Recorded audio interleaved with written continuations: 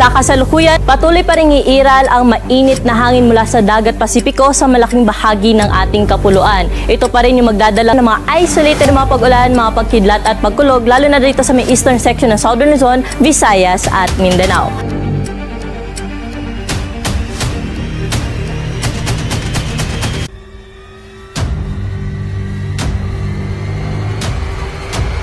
Manatiling may kaalaman at manatiling ligtas sa pamamagitan ng pagbisita sa aming YouTube channel para sa mga real-time na ulat panahon sa ating bansa. Laging tandaan, maging alerto at iba yung pag-iingat sa banta ng ulan, baha at pagguho ng lupa. Ngayon, oras na para marinig mula sa ekspertong meteorologist. Bibigyan tayo ng malalim na pagsusuri sa lagay ng panahon at ipapaliwanag ang anumang mahalagang kaganapan sa ating panahon ngayon o sa mga darating pang-araw. Sa kasalukuyan, sa bahagi naman ng Caraga at Davao Region, posible rin po sila makaranas ng mga isolated rain showers pagsapit ng hapon at gabi. Pero sa nalalabing bahagi po ng Mindanao, mababa ang tsansa po ng mga pag-ulan.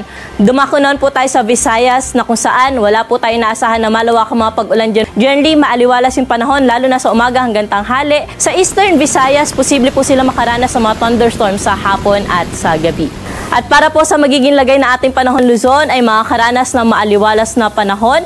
Samantalang dahil naman po sa easterlies, ang bahagi ng Bicol Region, mataas ang tsansa ng mga pag-ulan sa hapon at gabi, dala po ito ng easterlies. Itong bahagi ng Northern Luzon area ay posible po ulit makaranas ng malamig na panahon dahil sa panibagong surge na amihan na ating inaasahan. Pero dito po sa atin sa Metro Manila, pati na rin sa lalabing bahagi pa ng Luzon, generally maaliwalas po yung ating panahon, mainit lamang sa dakong tanghali at mababa po ang tsansa ng mga pag-ulan sa hapon at sa gabi. Ngayon, malalaman naman natin ang lagay ng panahon sa mga susunod o darating pang-araw. Bago mo ipagpatuloy, huwag kalimutang mag-subscribe at pindutin ang notification bell para lagi kang updated sa ulat panahon sa ating bansa. Huwag mo ring kalimutang ibahagi ang video na ito para makatulong o malaman ng iba pang kababayan natin ang lagay ng panahon sa ating bansa.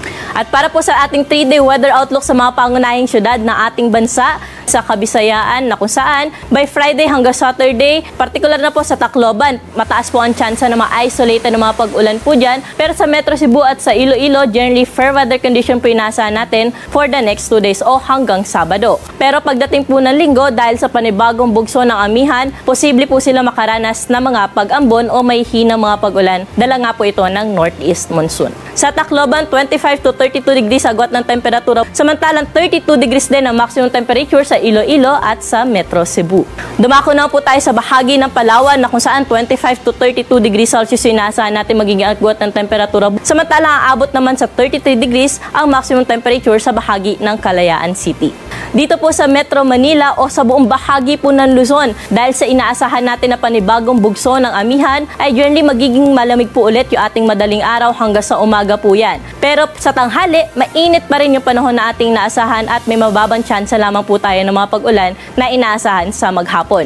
Temperatura po natin sa Baguio City mula 17 hanggang 25 degrees Celsius. Sa Lawag, aabot sa 31 degrees ang maximum temperature, 32 degrees naman sa bahagi ng Tuguegarao City. Ganon din ay inaasahan natin na temperatura sa Legazpi City. Sa Tagaytay naman, 21 to 31 degrees ang agwat ng temperatura. Samantalang kung mapapansin po natin dito sa Metro Manila, sa tanghali, simula na po nga nagiging mainit yung ating panahon na kung saan yung daily maximum temperature po natin ay umaabot na sa 34 degrees Celsius.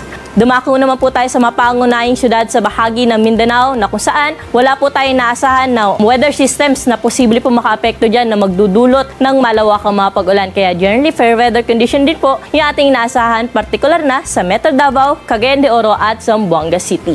Posible lamang po yung mga isolated rain showers or thunderstorms, particular na po sa may eastern section ng Mindanao, sa may Caraga at sa Davao Region. Temperature range po natin for the next 3 days sa Metro Davao ay mula 24 hanggang 33 degrees Celsius. Sa Cagayan de Oro naman maglalaro sa 23 hanggang 31 degrees at sa Zamboanga 24 hanggang 33 degrees Celsius. Yan muna ang ating weather update ngayon. Sana ay nakita ninyo ang broadcast na ito na nagbibigay kaalaman at kapaki-pakinabang. Maraming salamat sa DOST Pag-asa sa pagbabahagi ng kanilang mahalagang insight o ulat panahon. Samahan kami sa susunod para sa higit pang mga weather update sa ating bansa at manatiling nakatutok sa weather update ng bansa at huwag kalimutan i-share at mag-subscribe na rin. Mabuhay ang Pilipinas!